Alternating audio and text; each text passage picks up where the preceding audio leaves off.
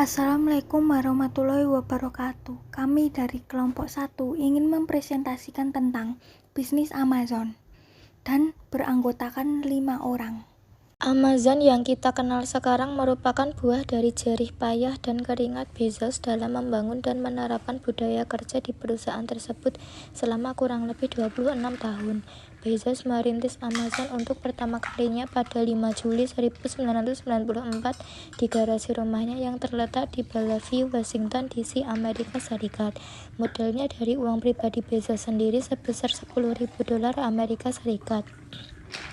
Tujuan awal Bezos merintis perusahaan ini sendiri adalah untuk menghadirkan sebuah toko buku kecil-kecilan di mana buku-bukunya bisa dibeli konsumen luas di seluruh dunia secara online. Buku pertama yang berhasil dijual melalui Amazon adalah buku sains yang berjudul Fluid Concepts and Creative Analogies karya Doug Vervetens.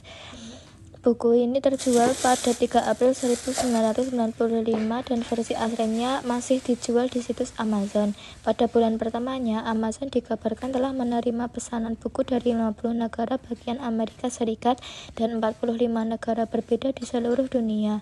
Kini Amazon berubah menjadi raksasa e-commerce yang tidak hanya menawarkan buku melainkan juga berbagai produk kebutuhan sehari-hari, konten hiburan digital, Amazon Prime, layanan cloud Amazon Web Service AWS, dan lain sebagainya dari modal $10.000 Amerika Serikat.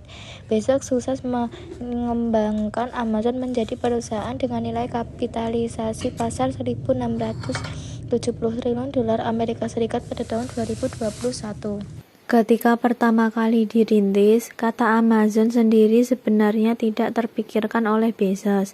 Nama yang terbesit di benak pria kelahiran 12 Januari 1964 itu adalah kadabra, suatu kata yang juga muncul di kata abrakadabra yang biasanya disebutkan ketika seseorang memulai sebuah trik sulap. Namun, Bezos kemudian menyadari bahwa kadabra memiliki kemiripan bunyi dengan kadaver atau jenazah, yang notabene memiliki konotasi negatif. Setahun setelah pendiriannya, nama kadabra pun diganti menjadi Amazon yang dinilai memberi kesan skala yang besar karena merupakan sebutan bagi salah satu sungai terbesar di dunia. Ini selaras dengan slogan perusahaan tersebut, yaitu Earth's Biggest Bookstore. Amazon juga dipilih karena nama tersebut bakal muncul di deretan paling atas dalam direktori situs web yang kala itu memang disusun berdasarkan urutan abjad. Nama Amazon masih dipakai hingga sekarang dengan logo khasnya yang menampilkan garis lengkung yang melintang dari huruf A hingga Z yang menyerupai senyuman.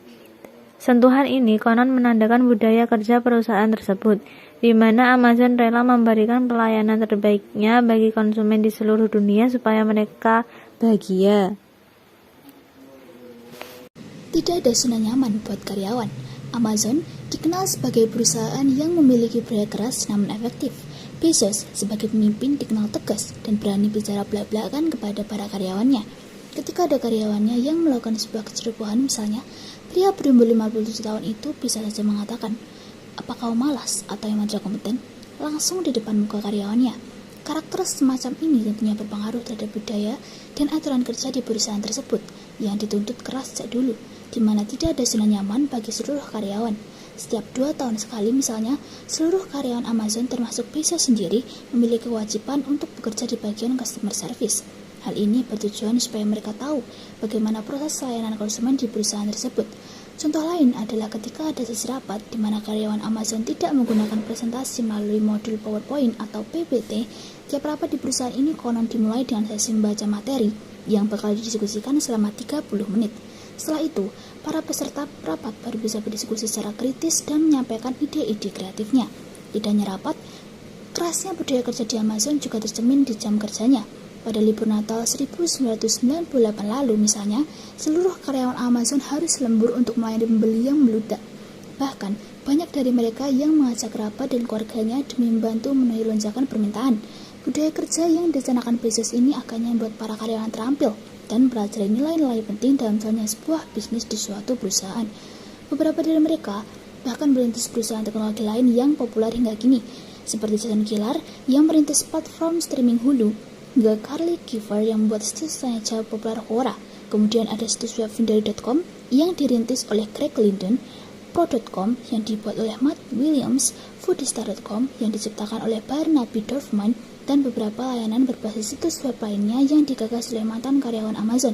Ada pula salah satu e-commerce raksasa asal India, Flipkart, yang juga dirintis oleh dua Sachin Bansal dan Bini Bansal yang dulunya merupakan mantan pegawai Amazon, masuk The Big Five. Sering waktu, Amazon makin meraksasa, termasuk dengan terus mengakuisisi banyak perusahaan lain di berbagai segmen. Beberapa perusahaan yang dimiliki Amazon mencakup perusahaan fashion Zappos, perusahaan grosir bahan-bahan Woolworths, perusahaan pembuat buku berbasis audio Audible, perusahaan robot Kiva System, dan lain sebagainya. Platform kurator buku online Goodreads, serta platform streaming game populer Twitch, serta media The Washington Post juga kini berada di bawah naungan Amazon.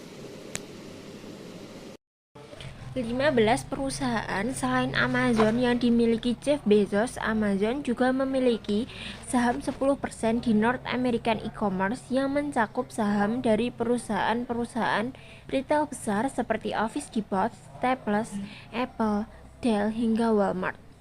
Sifat agresif Amazon, begitu juga Bezos di ranah bisnis, membuat Amazon terus berkembang. Kini, perusahaan tersebut menjadi salah satu dari 5 perusahaan teknologi alias The Big Five yang berpengaruh di dunia, bersama Microsoft, Apple, Google, dan Facebook.